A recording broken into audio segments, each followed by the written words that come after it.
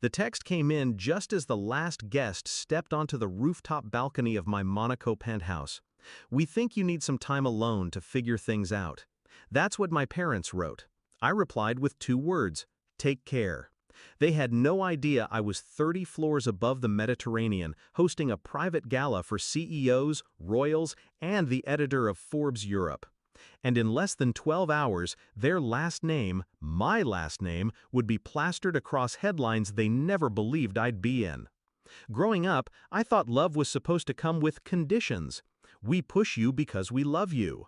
"You'll thank us when you're successful." "You're not ready." That last one, they said it the most. Especially when I turned down their law school plan. Especially when I invested my scholarship money into a startup they called a wasteful little app. I slept in my car for 6 weeks after that. They didn't know. Because I didn't tell them. Because I knew, deep down, they would have said, "Good, maybe now you'll listen." The betrayal didn't come all at once. It came in moments. When I showed them my first prototype and my father said, "So, it's like Facebook, but dumber?" When I landed a $50,000 investment and my mother asked, "Are you laundering money?"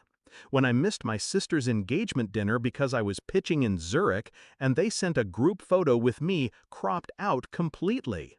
They weren't just absent, they were rooting for my failure. So I stopped explaining, and I started building, quietly. I worked 20-hour days, lived off vending machines and instant noodles, coded through migraines and doubt. While they posted family dinners on Facebook, I was networking with VCs in Berlin, shaking hands with tech royalty in Lisbon. And then, one day, I wasn't broke anymore. I was profitable, then scalable, then untouchable. The turning point came when my app got acquired by a multinational for 8 figures. My lawyer called it a life-changing deal. I called it leverage. Because this time, I wasn't going to just succeed. I was going to make sure they saw it. I bought a penthouse in Monaco under an alias, not for privacy, for strategy. Because the goal wasn't to disappear. It was to reappear, louder, brighter, untouchable. I threw a gala, black tie, invite only, discreetly blasted across elite media under embargo. The room was filled with power, hedge fund managers, influencers with governments in their DMs, and the billionaire who mentored me in secret. I made one toast, just one. To the people who told me I wasn't ready, I said, raising my glass, to those who thought I needed time alone to figure things out, you were right, and I did.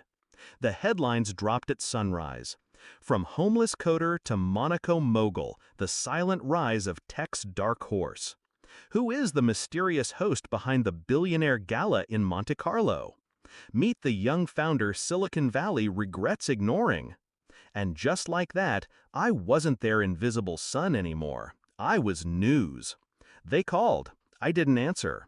They emailed, sent voice notes, even tried messaging through my assistant. Nothing. Because silence says what words never can.